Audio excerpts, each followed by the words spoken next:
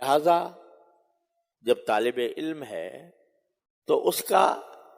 ایک ہی مطمع نظر ہونا چاہیے، وہ یہ کہ مجھے علم حاصل ہو جائے، کسی طرح میں اس علم کو حاصل کروں۔ دوسری چیزوں کی طرف بقدر ضرورت جو انسان کی زندگی گزارنے کے لیے ضروری ہے تو اس کو تو بے شک اختیار کرے گا، لیکن جو اپنا شوق ہے، اپنی امنگ ہے، اپنی آرزو ہے، اپنی جد و جہد ہے، اپنی کوشش ہے، وہ ساری مرکوز ہونی چاہیے علم کے اوپر۔ لہذا یہ بھی ہو کہ طالب علم بھی ہے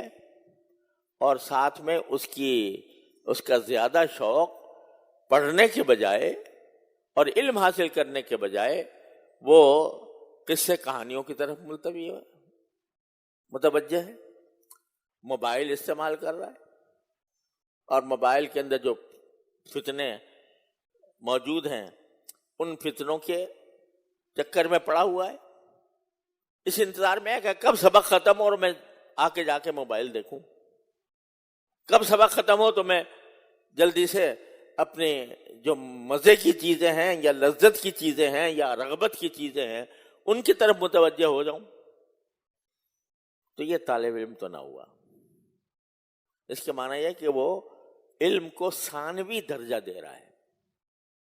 اپنی زندگی کا اصل مقصد اس نے اس کو نہیں بنایا ہوا۔ لہذا طالب علم تو وہ ہے کہ جو اپنے علم میں اس درجہ منہمک ہو کہ اس کی سب سے بڑی آرزو، سب سے بڑا شوق، سب سے بڑی امنگ یہ ہے کہ میری سبق سمجھ میں آ جائے اور یاد ہو جائے۔ اس طرف متوجہ ہوگا تو طالب علم ہوگا، لیکن اگر ادھر ادھر پھرتا اور شوق اس طرف لگا ہوا ہے، دیکھو جس چیز کا آج بھی شوق ہوتا ہے تو بچوں کو بھی دیکھا ہوگا، اپنے بچے کو آپ خود بھی شاید اس کا مشاہدہ کیے ہوئے ہوں کہ اگر فرض کرو کھانا بھی کھا رہا ہے بچہ تو ذہن اس طرف لگا ہوا ہے جلدی سے کھانا کھاؤں اور جا کے میدان میں کھیلوں۔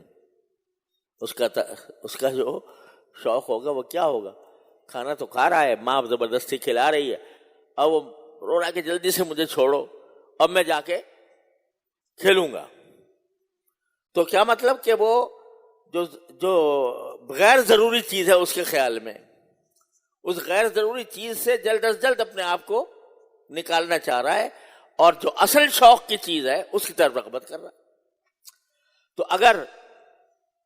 یہ ہے صورتحال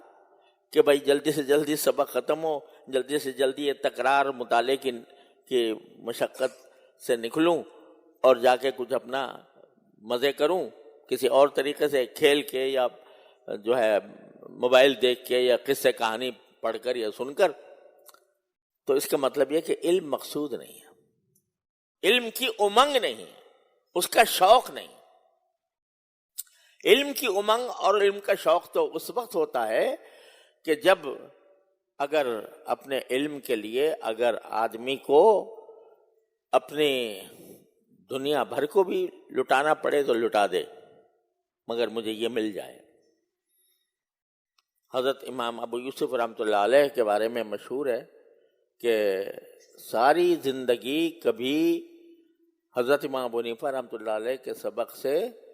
غیر حاضر نہیں ہوئے، صرف ایک دن تاخیر ہوئی، صرف ایک دن تاخیر۔ کس طرح ہوئی کہ ان کے والد ماجد رحمۃ اللہ علیہ کا انتقال ہو گیا تھا،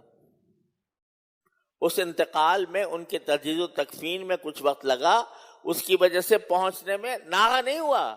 بلکہ صرف تاخیر ہوئی۔ تو دوسری تمام چیزوں کو چھوڑ کر ذہن جو ہر وقت لگا ہوا ہے وہ علم کے حصول میں ہے۔ مسئلہ میری سمجھ میں آیا ہے یا نہیں آیا؟ اگر آیا ہے تو مکمل طور سے آیا ہے۔